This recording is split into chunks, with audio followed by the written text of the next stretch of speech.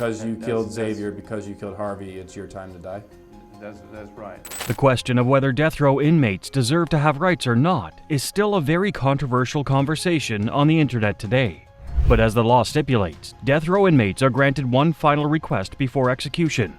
In this video, we'll be covering some of the most disturbing requests from death row inmates. Picture myself being strapped to that gurney, and I picture like what I'm going to say to the victim's family, what I'm going to say to my family, and then the warden starts the drug administration, and you start feeling it, and it starts taking an effect. On July 19, 2004, 20-year-old John Henry Ramirez approached a Corpus Christi worker in Texas at a Times Market parking lot. Ramirez was a former United States Marine, and he went to the Corpus Christi convenience store with two women in a van. However, they never entered the store. In the parking lot, 46-year-old Pablo Castro had been working when Ramirez stabbed him 29 times, resulting in his death. Before he left, Ramirez searched Pablo and stole $1.25 from his pockets. The three of them fled the scene, and the women Ramirez had been with were captured one day after. However, Ramirez fled the country and evaded law enforcement for 4 years. He was eventually captured in 2008 at the border of Mexico. He was soon charged with capital murder.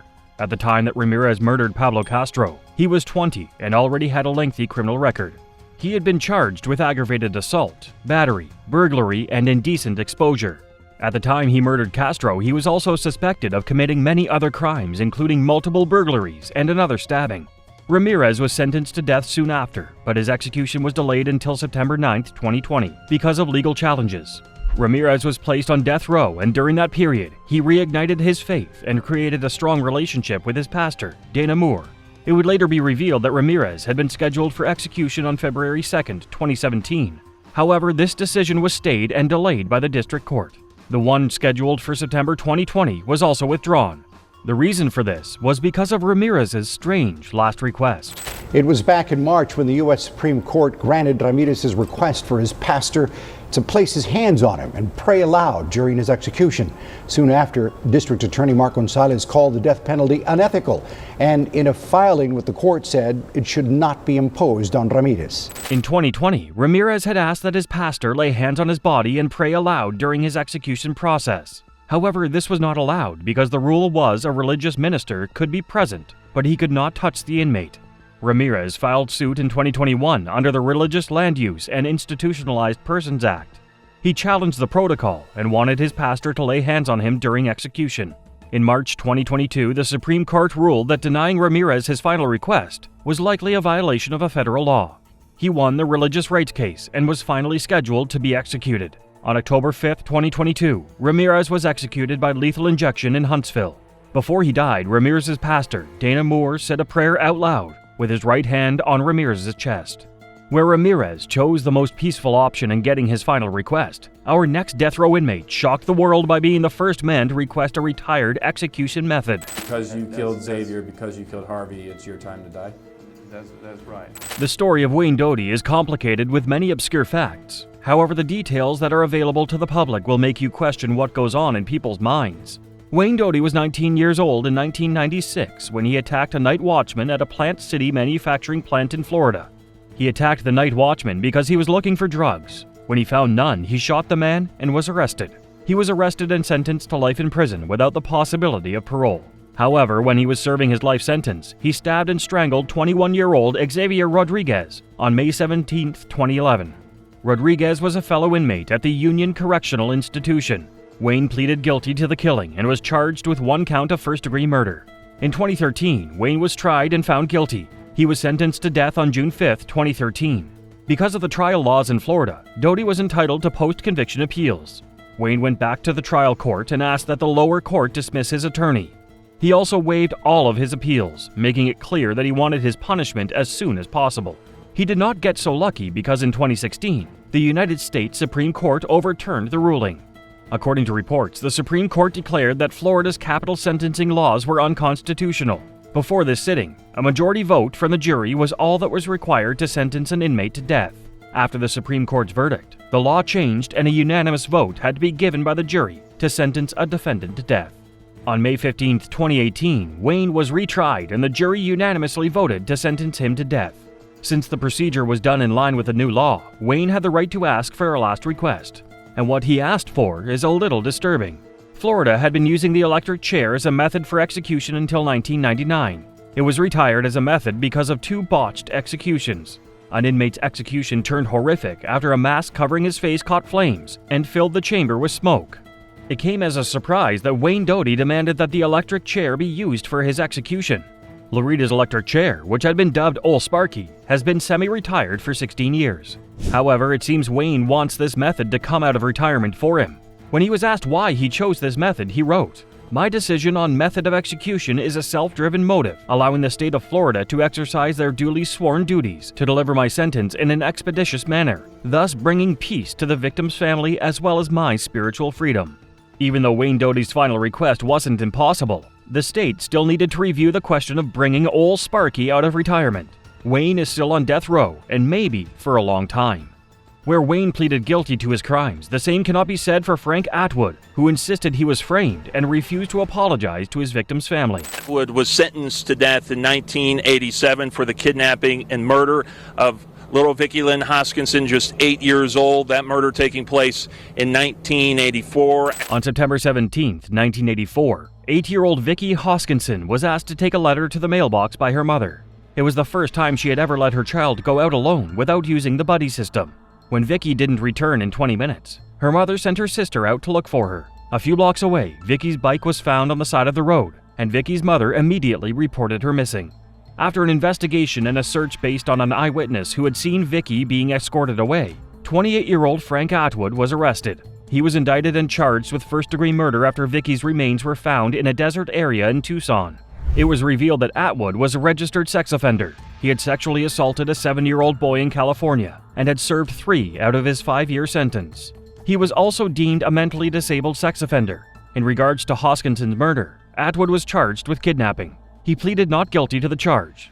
During the trial, Atwood continually maintained his innocence, even though all evidence recoverable pointed at him being the culprit. The judge who was presiding, Judge John Hawkins, wasn't convinced and found him guilty of all charges.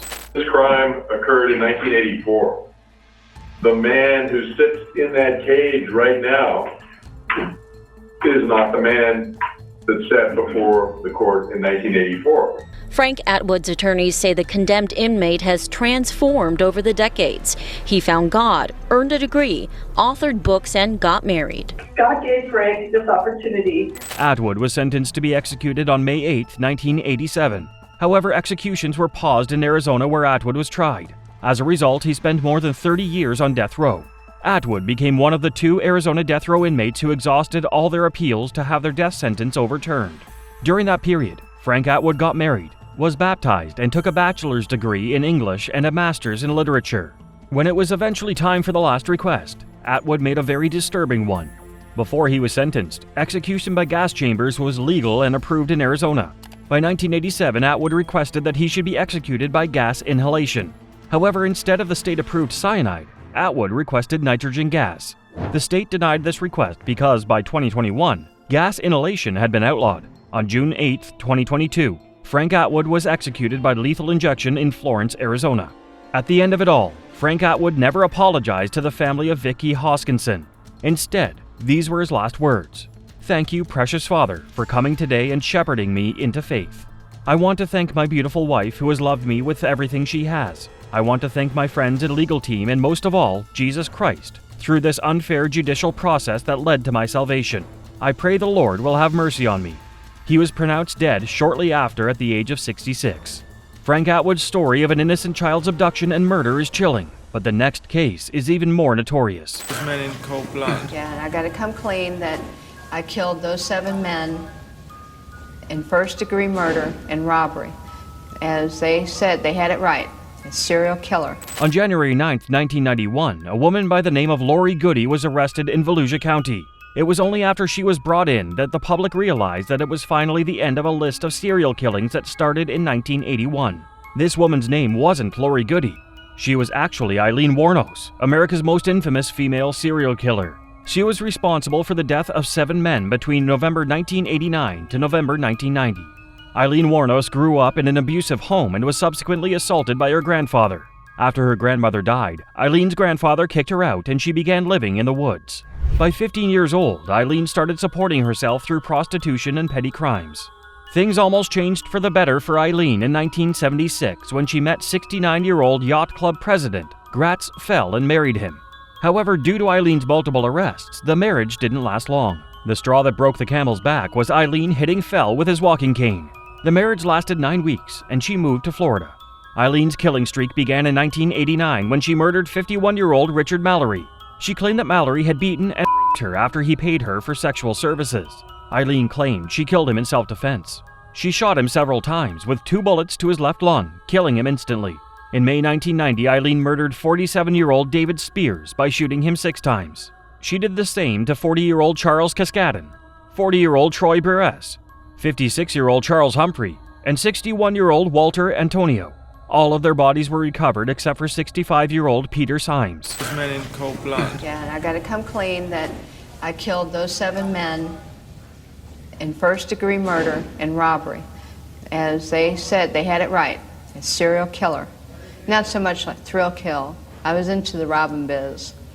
I mean, you know, serial killers are in this thrill killing jazz. I was into the robbing, just and eliminate a witness. But still, then again, I got a number, so it's serial killer.